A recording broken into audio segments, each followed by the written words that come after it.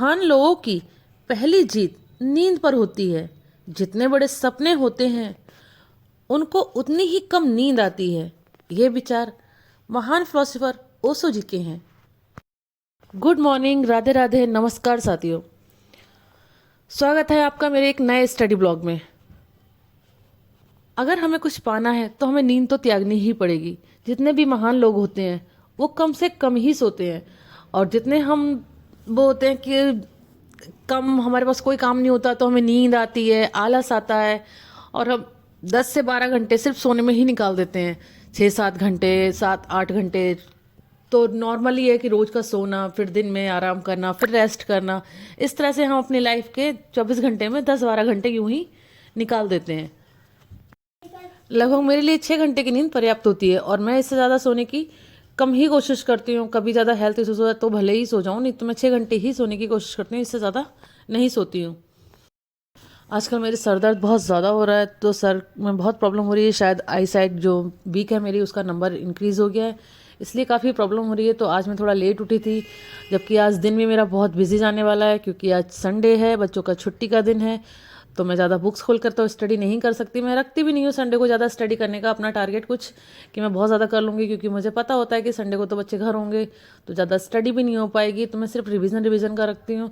लेकिन मॉर्निंग में जो अपने स्टडी का रखती हूँ, या कुछ नया पढ़ लूँ, या फिर कुछ जैसे चीज़ें हैं, एग्ज़ाम होने वाला है तो कुछ चीज़ें जैसे भूलते हैं, हमें लगता है कि चीज़ें बहुत बार हमें दोबारा पढ़नी पड़ेंगी या तीसरी बार पढ़नी पड़ेंगी, तो वो चीज़ों के लिए रखती हूँ कि मैं संडे में पढ़ लूँगी। लेकिन आज का मेरा शेड्यूल ख़राब हो गया, क्योंकि काफ़ी ज़्यादा पेन हो रहा था सर में। उठी थी, उठने के बाद फिर सो गई, लेट गई थी, लेकिन नींद तो नहीं आई, लेकिन लेटी रही, क्योंकि स्टडी भी नहीं हो रही थी। ऐसा लग रहा था कि सर बहुत तेज़ दर्द हो रहा है, कंट्रोल से बाहर हो रहा था, तो स्टडी भी ज़्यादा हो नहीं पाई। और दिन तो वैसे भी बिजी जाने वाला है, क्योंकि संडे है, बच्चे घर पे होंगे, तो स्टडी तो पॉसिबल ही नहीं है कि दिन में स्टडी ज़्यादा हो पाए। तो संडे का ब्लॉग तो बस ऐसे ही होता है कि मैं ज़्यादा स्टडी ही नहीं कर पाती हूँ, बस रिवीजन करना है। मैक्सिमम जितना से ज़्यादा रिवीजन हो जाए, मेरा पॉलिटी का रिवीजन हो जाए। रिवीजन करने के लिए भी बहुत कुछ है पड़ा हुआ, जितना आप रिवीजन कर लूँ मैं एंड टाइम में उतना ही बेस्ट है। जितना ज़्यादा रिवीजन हो जाए, तो आज पूरा दिन बस अपने कानों में ईयरफोन लगाकर सिर्फ रिवीजन करना है, रिवीजन हो जाए इस तरह से, तो वही है। लेकिन वो सुबह के टारगेट था मेरा कि कुछ मैथ्स के क्वेश्चन सॉल्व कर लूँगी, जिससे कि मैथ्स में थोड़ी सी जो प्रॉब्लम आ रही है, डीआई वगैरह में थोड़ी प्रॉब्लम आ रही है, तो वो परसेंटेज के क्वेश्चंस में वो सॉल्व करने थे। लेकिन उसका टाइम थोड़ा सा ख़राब हो गया। देखती हूँ अगर दिन में मैं मैनेज कर पाती हूँ तो मैनेज करूँगी, वरना तो वही रिवीजन, सिर्फ रिवीजन हो पाएगा।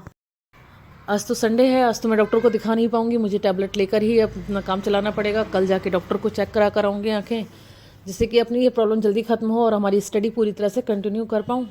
क्योंकि स्टडी अगर पूरी तरह से नहीं होती है तो फिर थोड़ा सा वो भी लगता है कि हमने जो टारगेट रखा है वो हम कर नहीं पाएंगे।